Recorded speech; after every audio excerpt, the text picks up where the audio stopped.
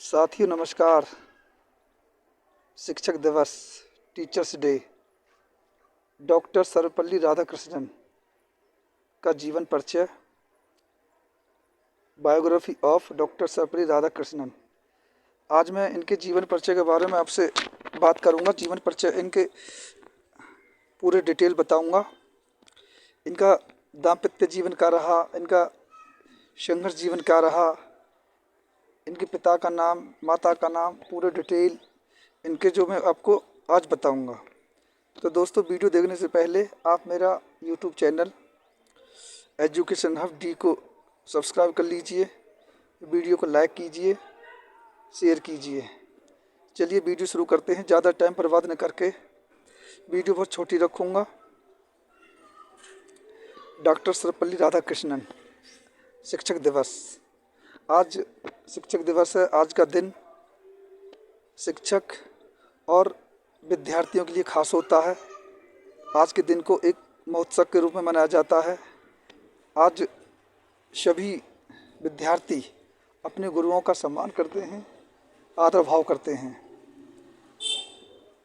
चलिए सबसे पहले मैं बात करूंगा इनका जन्म एवं परिवार के बारे में।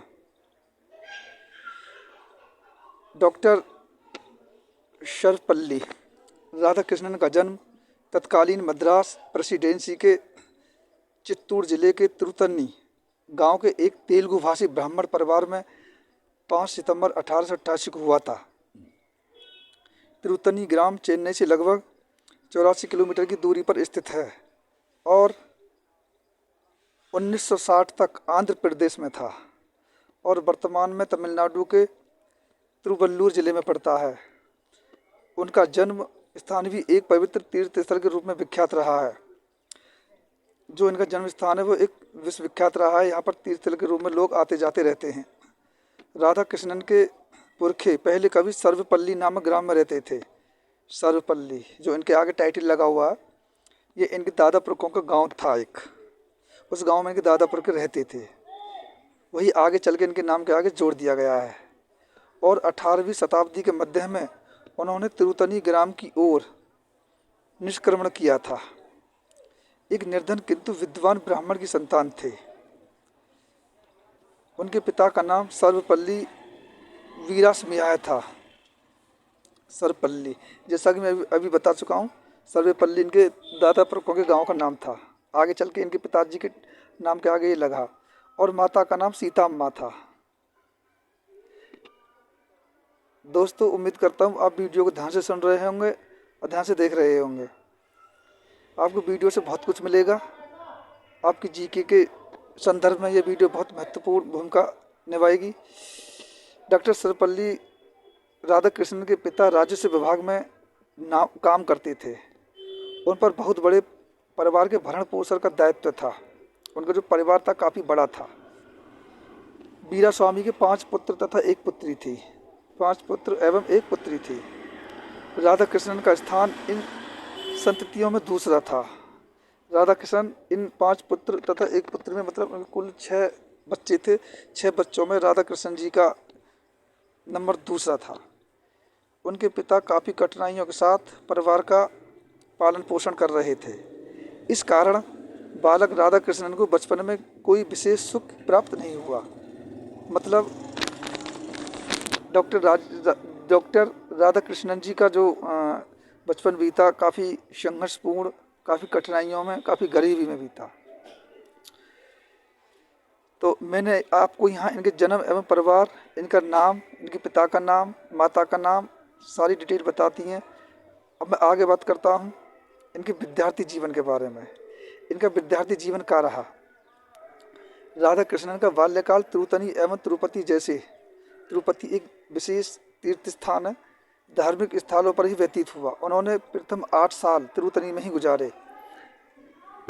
यद्यपि उनके पिता पुराने विचारों के महान व्यक्ति थे और उनमें धार्मिक भावनाएं थीं। वो धार्मिक प्रवृत्ति के व्यक्ति थे।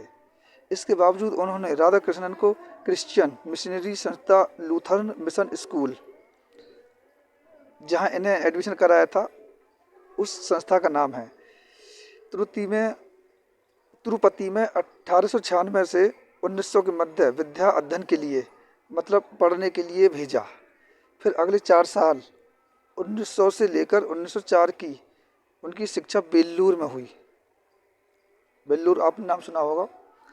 इसके बाद उन्होंने मद्रास क्रिश्चियन कॉलेज मद्रास में शिक्षा प्राप्त की। वह बचपन से ही बहुत होशियार एवं मेधावी थे, होनहार थे। इन 12 वर्षों के अध्ययन काल में राधा कृष्ण ने बाइबिल के महत्वपूर्ण अंश भी याद कर लिए थे।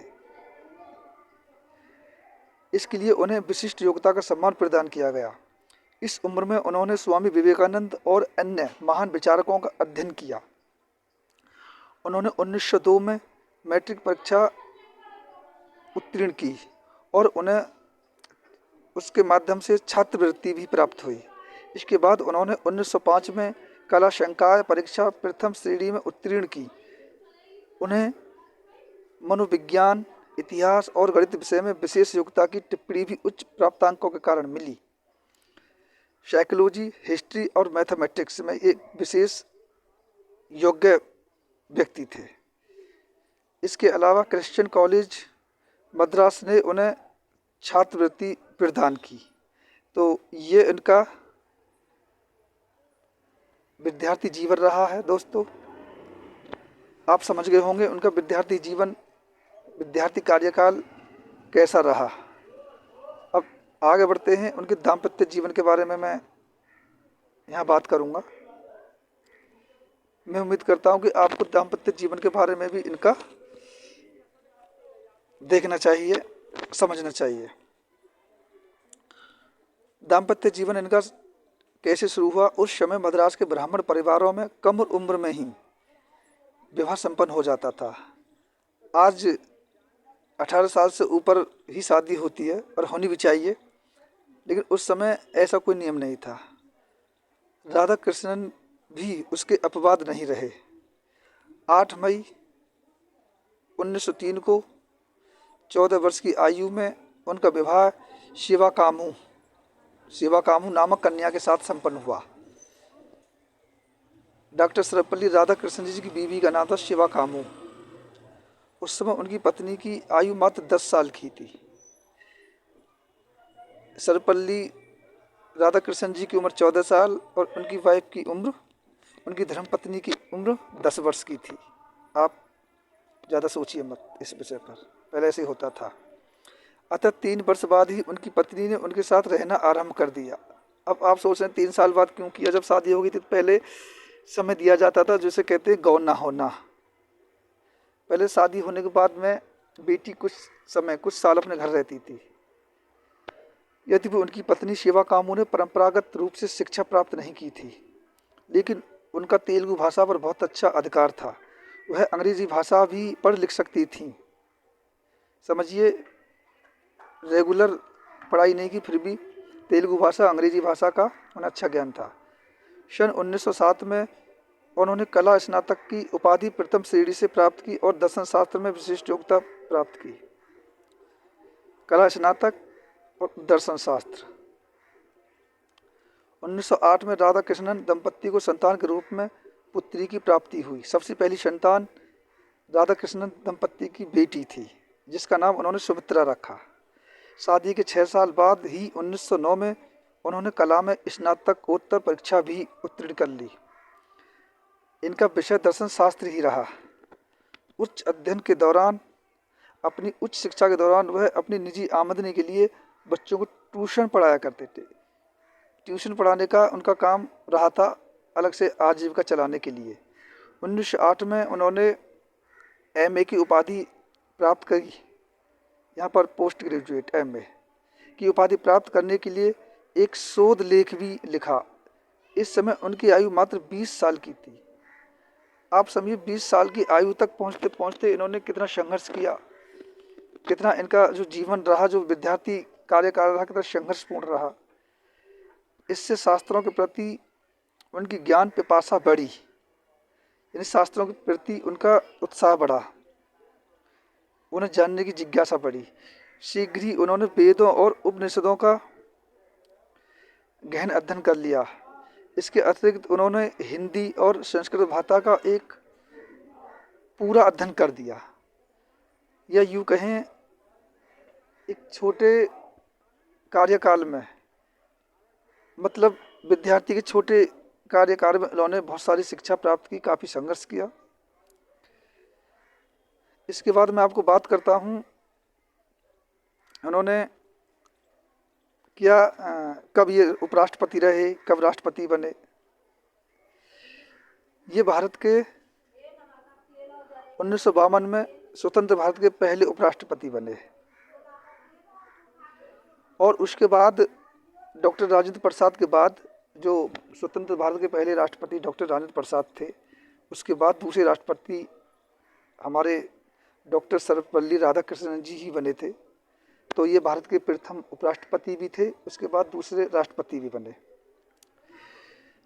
1954 में डॉक्टर सर्वपल्ली राधाकृष्णन जी को भारत रत्न से सम्मानित किया गया। ये भारत रत्न सम्मानित थे। 1962 में, जैसा कि मैंने बताया, भारत के राष्ट्रपति के पद पर विराजमान हुए, जो का इनका जो भारत का दूसरा कार्यकाल था राष्ट्रपति का। डॉक्टर राधाकृष्णन एक अच्छे लेखक थे। वर्षों तक देश को अपनी महान सेवा देने के बाद 17 अप्रैल 1975 को इनका स्वर्गवास हो गया। तो दोस्तों, ये देखिए चित्र, डॉक्टर सर्वपल्ली राधाकृष्णन जी का चित्र है, जिसे हम 5 सितंबर को शिक्षक दिवस के रूप में खूब धूमधाम से मनाते हैं। आज के दिन सभी विद्यार्थी अपने गुरुओं का आदर करते हैं। ऐसा नहीं है, आदर तो हमेशा करते हैं और करना चाहिए। इस वीडियो को जो स्टूडेंट देख रहा है या जो भी व्यक्ति देख रहे हैं, हमेशा मरते दम तक अपने गुरुओं का सम्मान करना चाहिए, क्योंकि गुरु के बिना हमारा जीवन अंधकार में होता है। गुरु ब्रह्मा, गुरु विष्णु, गुरुदेव महेश्वर है। तो गुरु ही हमारे सब कुछ हैं, गुरु ही हमारे देवता हैं, गुरु ही हमारे विष्णु हैं, गुरु ही हमारे ब्रह्मा हैं। तो दोस्तों, उम्मीद करता हूँ आपने वीडियो को पूरा देखा और समझा। मैं बहुत जल्दी ऐसी ही दूसरी वीडियो लेकर के हाजिर होऊंगा। तब तक के लिए नमस्कार। वीडियो को शेयर कर दीजिए, लाइक कर दीजिए। नमस्कार।